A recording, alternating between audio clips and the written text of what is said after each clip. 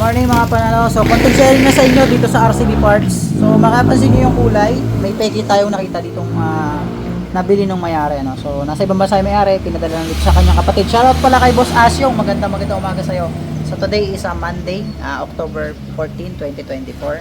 So, content sharing mga bossing. So, ito yung hawak ko sa kanan. Original to mga boss. At fake naman yung nasa kaliwa.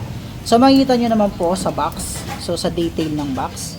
Bali yung pagkakalagay ng plastic niya is nagkukulay blue ng konti, then yung papel ay medyo iba yung pagkapula niya, no, hindi matingkad, unlike dito sa isang to, pulang-pula. So ito po yung original na RCB, so galing to kay Boss Bob ano, sa RCB Philippines. So may ICC pati siya, ayan, no, yung pinakang ano ng sticker ng RCB ano. So makikita nyo sa detail ng pagkakagawa, makikita nyo yung RCB niya, oh.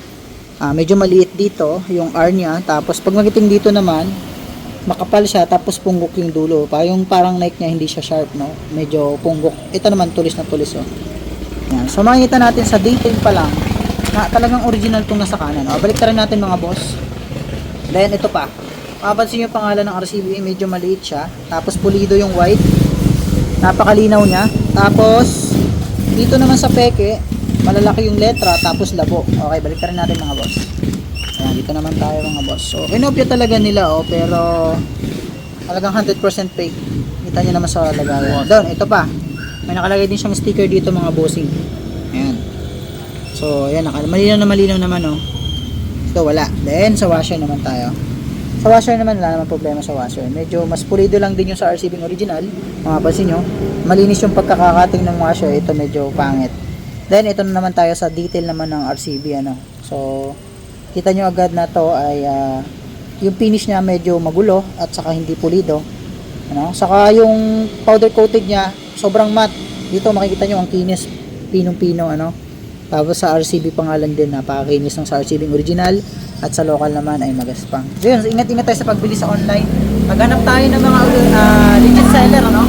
So, kung gusto niyo yung sureball sa mga pyesang ganito tulad ng mga RCB, yan, mag-PM lang kayo dito sa aming Facebook page, Win Moto Garage, at sa aking Facebook account, Arwin Villarreal, and then sa kapatid ko, sa Aris Villarreal. So yun mga bossing, so sana may natutunan kayo sa maiksing video nito about dito sa RCB Brake Master Pump at fake at saka original, ano, pakitang-kita nyo naman sa box. So yan, pipicture natin yan, i-upload natin sa ating, makikita nyo sa ating YouTube channel. Okay. Ito nga pala yung unit na pinadala ni sir. Ang takbo nito ay 97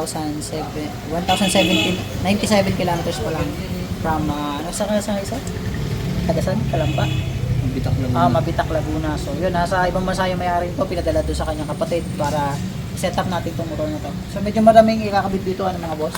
So may mga dila silang konting pyesa. Then magkakabit tayo ng RDT radiator. Ayan, RDT radiator mga boss, with cover na yan mga bossing. Pero syempre bibili nyo sa amin yung cover. So ito yung aming cover na nilalagay. So bakit nga ba kailangan magpalit ng radiator? Para naman tayo ay safe sa overheat. Tapos mas tumagal yung ating impeller, ano, at saka yung water pump seal natin. Then tumagal din lifespan ng ating tawag dito, fan. Okay, so yun lang mga boss, at maraming salamat. Ingat tayo palagi.